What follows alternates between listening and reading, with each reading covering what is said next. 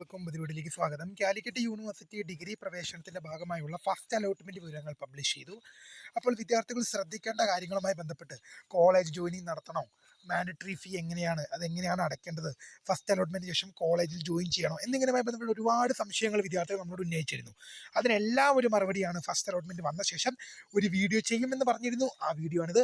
വിശദമായ വാർത്തയിലേക്ക് തന്നെ പോകാം. ആദ്യമായി ഡിജിറ്റൽ കാണുന്ന വിദ്യാർത്ഥി സുഹൃത്തുക്കളുണ്ടെങ്കിൽ ദൃശ്യം പഠിക്കേണ്ട മറക്കണ്ട സബ്സ്ക്രൈബ് ചെയ്ത് കൂടെ പ്രത്യേകം ശ്രദ്ധിക്കാം. സബ്സ്ക്രൈബ് ചെയ്ത് നോട്ടിഫിക്കേഷൻ ബെല്ലേക്ക് ഓൾ ഓപ്ഷൻ എനേബിൾ ചെയ്യുക. ചാനൽ വീഡിയോസ് നിങ്ങൾക്ക് ഉപകാരപ്രദമാണെങ്കിൽ തീർച്ചയായും ലൈക്കും കൂടി ചെയ്തു നിങ്ങളുടെ സുഹൃത്തുക്കളിലേക്ക് ഷെയർ കൊടുക്കാനും കൂടി പ്രത്യേകം ശ്രദ്ധിക്കാം. അതുപോലെ നമ്മുടെ ചാനൽ വാട്സ്ആപ്പ് ചാനൽ ജോയിൻ ചെയ്യാൻ ആഗ്രഹിക്കുന്നവർ വാട്സ്ആപ്പ് ചാനൽ ജോയിൻ ചെയ്യുക. അപ്പോൾ നമുക്ക് വളരെ പ്രധാനമറിയുന്ന വാർത്തയെടുക്കാം. കാലിക്കറ്റ് യൂണിവേഴ്സിറ്റി ഡിഗ്രി പ്രവേശനത്തിന്റെ ഭാഗമായുള്ള ഫസ്റ്റ് അലോട്ട്മെന്റ് പബ്ലിഷ് ചെയ്തു. അപ്പോൾ അഡ്മിഷൻ സംബന്ധമായി വിദ്യാർത്ഥികൾ ശ്രദ്ധിക്കേണ്ട കുറച്ച് കാര്യങ്ങളെക്കുറിച്ചാണ് വീഡിയോയിൽ കൂടെ പറയാനുള്ളത്. നമുക്ക് നോക്കാം. Calicut university directorate of admission പത്രക്കുറിപ്പ്. 2026-27 വർഷത്തേക്കുള്ള ബിരുദ പ്രവേശനത്തിന്റെ ഒന്നാമത്തെ അലോട്ട്മെന്റ് പ്രസിദ്ധീകരിച്ചു. അലോട്ട്മെന്റ് ലഭിച്ച വിദ്യാർത്ഥികൾ താഴെ പ്രതിപാദിച്ചിട്ടുള്ള മാൻഡറ്ററി ഫീസ് അടച്ച് അലോട്ട്മെന്റ് ഉറപ്പുവരുത്തേണ്ടതാണ്. അതായത് നിങ്ങൾക്ക് പ്രവേശനം ലഭിച്ചിട്ടുണ്ടെങ്കിൽ നിങ്ങൾക്ക് ആ പ്രവേശനം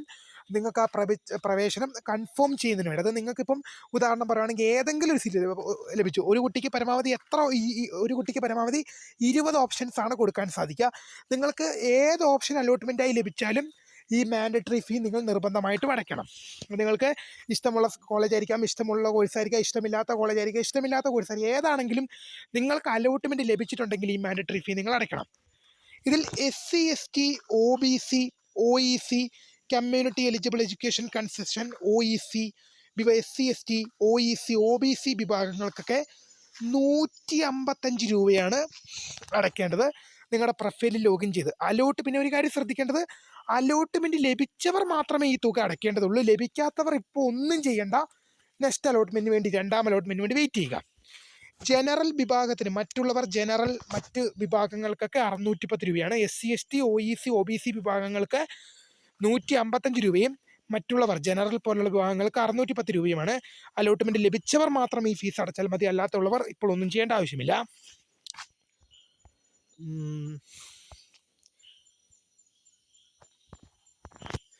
admission.uoc.ac.in വെബ്സൈറ്റിൽ admission.uoc.ac.in എന്ന വെബ്സൈറ്റിൽ സ്റ്റുഡൻറ് ലോഗിൻ വഴി അലോട്ട്മെൻറ്റ് പരിശോധിക്കുകയും അലോട്ട്മെൻറ്റ് ലഭിച്ചവർ മാൻഡറ്ററി ഫീ അടയ്ക്കുകയും ചെയ്യേണ്ടതാണ്. ഞാൻ പറഞ്ഞ അതേ കാര്യം.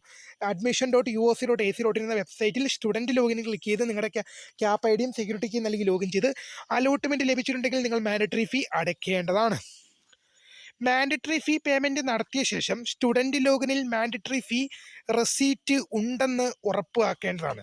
നിങ്ങൾ മാൻഡറ്ററി ഫീ അടച്ചു കഴിഞ്ഞാൽ അതിൻ്റെ റെസീറ്റ് എടുത്തു വെക്കണം. റെസീറ്റ് നിങ്ങളുടെ പ്രൊഫൈലിൽ സ്റ്റുഡൻറ് ലോഗിനകത്ത് റെസീറ്റ് വരുന്നുണ്ട് എന്ന് ഉറപ്പ് വരുത്താനാണ്. നിങ്ങൾ ഫീസ് അടച്ചിട്ടും നിങ്ങളുടെ റെസീറ്റ് സ്റ്റുഡൻറ് ലോഗിനിൽ വന്നില്ലെങ്കിൽ ആ വിവരം ഉടൻ യൂണിവേഴ്സിറ്റി അറിയിച്ച് അതിനുള്ള പരിഹാരം കാണേണ്ടതാണ്. സ്റ്റുഡൻറ് ലോഗിനിൽ അതിൻ്റെ റെസീറ്റ് വരേണ്ടതാണെന്ന് അറിയിക്കുന്നു. അത് വിദ്യാർത്ഥികളുടെ ഉത്തരവാദിത്തമാണ്. റെസീറ്റ് സ്റ്റുഡൻറ് ലോഗിനിൽ ഉണ്ടെന്ന് വിദ്യാർത്ഥികളുടെ ഉത്തരവാദിത്തമാണ്. സ്റ്റുഡൻറ് ലോഗിൻ അതിൻ്റെ പ്രൊസീജിയേഴ്സാണ്: student login, challan receipt, mandatory fee receipt. Student login, student login, challan receipt, mandatory fee receipt എന്നതിൽ നിങ്ങളുടെ മാൻഡറ്ററി ഫീ റെസീറ്റ് വന്നെന്ന് ഉറപ്പുവരുത്തണം. അത് വിദ്യാർത്ഥികളുടെ ഉത്തരവാദിത്തമാണെന്നുള്ളത് ശ്രദ്ധയിൽപ്പെടുത്തുന്നു. ഇപ്രകാരം മാൻഡറ്ററി ഫീ റെസീറ്റ് ലഭ്യമായവരെ മാത്രമേ തുടർന്നുള്ള അലോട്ട്മെൻറ്റിലേക്ക് പരിഗണിക്കുകയുള്ളൂ. മാൻഡറ്ററി ഫീ അടയ്ക്കുന്നതിനുള്ള തീയതി ജൂൺ മാസം 26 വൈകിട്ട് 5 മണി വരെയാണ്. ഇപ്പം നിങ്ങൾ മാൻഡറ്ററി ഫീ അടച്ചിട്ട് അതിൻ്റെ റെസീറ്റ് പ്രൊഫൈലിൽ വന്നാൽ മാത്രമേ തുടർന്നുള്ള അലോട്ട്മെൻറ്റുകളിൽ നിങ്ങളെ പരിഗണിക്കുകയുള്ളൂ. മാൻഡറ്ററി ഫീസ് അടയ്ക്കുന്നതിന് നിങ്ങൾക്ക് ജൂൺ മാസം 26 വൈകിട്ട് 5 മണി വരെ സമയമുണ്ട്. പേയ്മെൻറ്റ് അഡ്മിഷന് പരാജയ സാധ്യത കൂടുതലുള്ളതിനാൽ UPA പേയ്മെൻറ്റുകൾക്ക് പകരം നെറ്റ് ബാങ്കിങ് സംവിധാനം പരമാവധി ഉപയോഗിക്കാം. അതായത് പേയ്മെൻറ്റ് അപ്ഡേഷന് പരാജയ സാധ്യത കൂടുതലുള്ളതിനാൽ നിങ്ങൾക്ക് UPI ഉപയോഗിച്ച് അടയ്ക്കാം. എങ്ങനെ വേണമെങ്കിലും അടയ്ക്കാം. യൂണിവേഴ്സിറ്റി പറഞ്ഞത് നെറ്റ് ബാങ്കിങ് സംവിധാനം ഉപയോഗിക്കുന്നതായിരിക്കും ഏറ്റവും അനുയോജ്യമെന്ന് പറഞ്ഞത്. അലോട്ട്മെൻറ്റ് ലഭിച്ച് നിർദ്ദിഷ്ട സമയത്തിനുള്ളിൽ മാൻഡറ്ററി ഫീസ് അടയ്ക്കാത്തവർക്ക് നിലവിൽ ലഭിച്ച അലോട്ട്മെൻറ്റ് നഷ്ടമാകുന്നതും തുടർന്നുള്ള അലോട്ട്മെൻറ്റ് പ്രക്രിയയിൽ നിന്നും പുറത്താകുന്നതുമാണ്. ഞാൻ ആദ്യം പറഞ്ഞ തന്നെ അറിയാം, നിങ്ങൾക്ക് അലോട്ട്മെൻറ്റ് ലഭിച്ചിട്ടുണ്ടെങ്കിൽ നിർബന്ധമായും മാൻഡറ്ററി ഫീസ് അടയ്ക്കണം. അല്ലാത്ത പക്ഷം നിങ്ങൾക്ക് ലഭിച്ച, ഇപ്പം ഞാൻ പറഞ്ഞു നിങ്ങൾക്ക് ഇഷ്ടമുള്ള കോളേജ്, ഇഷ്ടമുള്ള കോഴ്സ്, ഇഷ്ടമില്ലാത്ത കോളേജ്, ഇഷ്ടമില്ലാത്ത കോഴ്സാണ് കിട്ടിയതെങ്കിലും മാൻഡറ്ററി ഫീ നിങ്ങൾ അടയ്ക്കണം. അല്ലാത്ത പക്ഷം നിങ്ങൾക്ക് ലഭിച്ച അലോട്ട്മെൻറ്റ് നഷ്ടമാകും എന്ന് മാത്രമല്ല, തുടർന്നുള്ള അലോട്ട്മെൻറ്റുകളിൽ നിങ്ങളെ പരിഗണിക്കുന്നതുമല്ല, അലോട്ട്മെൻറ്റ് പ്രക്രിയയിൽ നിന്നും നിങ്ങളെ പുറത്താക്കുകയും ചെയ്യും. ലഭിച്ച ഓപ്ഷനിൽ തൃപ്തരായ വിദ്യാർത്ഥികൾ ഹയർ ഓപ്ഷനുകൾ പരിഗണിക്കേണ്ട എങ്കിൽ 22/6/2026 മുതൽ 24/6/2026 വൈകിട്ട് 4 മണി വരെ സ്റ്റുഡൻറ്റ് ലോഗിനിൽ അനുവദിച്ചിട്ടുള്ള എഡിറ്റിംഗ് സൗകര്യം ഉപയോഗിച്ച് ഹയർ ഓപ്ഷൻ റദ്ദ് ചെയ്യേണ്ടതാണ്. അതായത് ഇവിടെ പറഞ്ഞ ഇത്ര മാത്രമാണ്. നിങ്ങൾക്ക് ചിലപ്പോൾ ഇഷ്ടമുള്ള കോളേജായിരിക്കാം കിട്ടിയത്, ഇഷ്ടമുള്ള കോഴ്സായിരിക്കാം കിട്ടിയത്. ചിലപ്പോൾ ഉദാഹരണം പറയുകയാണെങ്കിൽ ഞാൻ ഒരു എക്സാമ്പിൾ വെച്ച് പറയാം. 5ാമത്തെ ഓപ്ഷൻ കിട്ടി, നിങ്ങൾക്ക് ഇഷ്ടപ്പെട്ട കോളേജ്, ഇഷ്ടപ്പെട്ട കോഴ്സ്. നിങ്ങൾക്ക് ഇനി വേണ്ട 4, 3, 2, 1 ഓപ്ഷനുകൾ ഇനി നിങ്ങൾക്ക് വേണ്ട എന്നുണ്ടെങ്കിൽ ഹയർ ഓപ്ഷനുകൾ നിർബന്ധമായും ക്യാൻസൽ ചെയ്യേണ്ടതാണ്. നിങ്ങൾക്ക് 5ാമത്തെ ഓപ്ഷൻ കിട്ടി, നിങ്ങൾക്കത് ഇഷ്ടപ്പെട്ട കോളേജാണ്, ഇഷ്ടപ്പെട്ട കോഴ്സാണെന്നുണ്ടെങ്കിൽ ഹയർ ഓപ്ഷനുകൾ നിർബന്ധമായും നിങ്ങൾ ക്യാൻസൽ ചെയ്യേണ്ടതാണ്. അല്ലാത്ത പക്ഷം നമുക്ക് വായിക്കാം. ഹയർ ഓപ്ഷനുകൾ നിലനിർത്തുന്ന പക്ഷം പ്രസ്തുത ഹയർ ഓപ്ഷനുകൾ ഏതെങ്കിലും ഒന്നിലേക്ക് തുടർന്ന്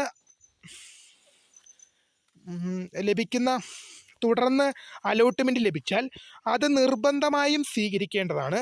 ഇതോടെ മുമ്പ് ലഭിച്ച അലോട്ട്മെൻറ്റ് നഷ്ടപ്പെടുന്നതും അത് യാതൊരു കാരണം വെച്ചാലും പുനഃസ്ഥാപിച്ച് നൽകുന്നതല്ല. അതായത് നിങ്ങൾക്കിപ്പോൾ 5ാമത്തെ ഓപ്ഷൻ ഇഷ്ടപ്പെട്ട കോളേജും ഇഷ്ടപ്പെട്ട കോഴ്സുമാണ് നിങ്ങൾക്ക് കിട്ടിയതെങ്കിൽ 4, 3, 2, 1 ഓപ്ഷനുകൾ നിർബന്ധമായും ക്യാൻസൽ ചെയ്യണം. ഇല്ലാത്ത പക്ഷം നിങ്ങൾക്ക് 5ാമത്തെ കോളേജ് ഇഷ്ടമായിരുന്നു, 5ാമത്തെ കോഴ്സ് ഇഷ്ടമായിരുന്നു, അങ്ങനെയെങ്കിൽ നിങ്ങൾക്ക് 2ാം അലോട്ട്മെൻറ്റിൽ 4, 3, 2, 1 ഏതെങ്കിലും കോളേജോ ഏതെങ്കിലും കോഴ്സോ നിങ്ങൾക്ക് കിട്ടിക്കഴിഞ്ഞാൽ നിങ്ങൾ നിർബന്ധമായും ഏത് ഓപ്ഷനാണോ പുതിയതായി കിട്ടിയത് അതിലേക്ക് മാറേണ്ടി വരും. നിങ്ങൾക്ക് ഇപ്പം നിങ്ങൾക്ക് പറയുകയാണ് ഞാൻ ഹയർ ഓപ്ഷൻ ക്യാൻസൽ ചെയ്യാൻ മറന്നുപോയി, എനിക്ക് 5ാമത്തെ കോളേജായിരുന്നു ഇഷ്ടം, എനിക്ക് 2ാം അലോട്ട്മെൻറ്റിൽ എന്ത് ചെയ്തു 4ാമത്തെയോ 3ാമത്തെയോ 2ാമത്തെയോ 1ാമത്തെയോ കിട്ടി, എനിക്ക് ആദ്യത്തെ തന്നെ മതി എന്ന് പറഞ്ഞു കഴിഞ്ഞാൽ ഒരു കാരണം വെച്ചാലും പുനഃസ്ഥാപിക്കപ്പെടുന്നില്ല. നിങ്ങൾക്ക് 2ാം അലോട്ട്മെൻറ്റിൽ ഹയർ ഓപ്ഷൻ ലഭിച്ചാൽ നിർബന്ധമായും നിങ്ങൾ അതങ്ങോട്ട് മാറേണ്ടി വരും. ആദ്യം ലഭിച്ച 5ാമത്തെ ഓപ്ഷൻ നിങ്ങൾക്ക് ലഭിക്കില്ല. ഹയർ ഓപ്ഷനുകൾ ഭാഗികമായോ പൂർണ്ണമായോ റദ്ദ് ചെയ്യാവുന്നതാണ്. കോളേജ് കോഴ്സ് പുനഃക്രമീകരിക്കുന്നതിനോ പുതിയ കോളേജ് കോഴ്സുകൾ കൂട്ടിച്ചേർക്കുന്നതിനോ ഈ അവസരത്തിൽ സാധിക്കില്ല. നിങ്ങൾക്ക് ഹയർ ഓപ്ഷനുകൾ ഭാഗികമായിട്ടോ പൂർണ്ണമായിട്ടോ റദ്ദ് ചെയ്യാവുന്നതാണ്. പല വിദ്യാർത്ഥികളും ചോദിച്ച പോലെ തന്നെ ചോദിക്കുന്നത് വെച്ചാണ് കോളേജ് കോഴ്സ് പുനഃക്രമീകരിക്കുന്നതിനോ, നിങ്ങൾക്ക് ഇഷ്ടമില്ലാത്ത കോളേജുകൾ എടുത്തു കളയുന്നതിനോ ഇഷ്ടമില്ലാത്ത കോഴ്സ് എടുത്തു കളയുന്നതിനോ പുതിയ ഓപ്ഷനുകൾ, ഇപ്പം നിങ്ങളുടെ അലോട്ട്മെൻറ്റിലേക്ക് പുതിയ ഓപ്ഷനുകൾ കൂട്ടിച്ചേർക്കണമെങ്കിലോ പുതിയ കോളേജുകളോ പുതിയ കോഴ്സുകളോ കൂട്ടിച്ചേർക്കണമെങ്കിൽ ഈ അവസരത്തിൽ സാധിക്കുന്നതല്ല. ഹയർ ഓപ്ഷനുകൾ റദ്ദ് ചെയ്യുന്നവർ നിർബന്ധമായും പുതിയ അപേക്ഷയുടെ പ്രിൻ്റ് ഔട്ട് സൂക്ഷിക്കേണ്ടതാണ്. നിങ്ങൾ ഹയർ ഓപ്ഷൻ റദ്ദ് ചെയ്യുന്നുണ്ടെങ്കിൽ നിങ്ങൾ എന്ത് ചെയ്യേണ്ടി വരും? നിങ്ങൾ റദ്ദ് ചെയ്ത് കഴിഞ്ഞ് സേവ് ചെയ്ത് കഴിഞ്ഞാൽ അവിടെ സബ്മിറ്റ് ചെയ്ത് കഴിഞ്ഞാൽ നിങ്ങൾക്ക് പുതിയ അപേക്ഷയുടെ പ്രിൻ്റ് ഔട്ട് കിട്ടും. പുതിയ അപേക്ഷയുടെ പ്രിൻ്റ് ഔട്ട് എടുത്ത് നിർബന്ധമായി സൂക്ഷിക്കേണ്ടതാണ്. 2ാം അലോട്ട്മെൻറ്റിന് ശേഷം മാത്രം വിദ്യാർത്ഥികൾ കോളേജിൽ പ്രവേശനം നേടേണ്ടതുള്ളൂ. പല വിദ്യാർത്ഥികളും ചോദിച്ചൊരു സംശയമാണ്, 1ാം അലോട്ട്മെൻറ്റ് കിട്ടിക്കഴിഞ്ഞാൽ കോളേജിൽ പ്രവേശനം നേടണോ? വേണ്ട.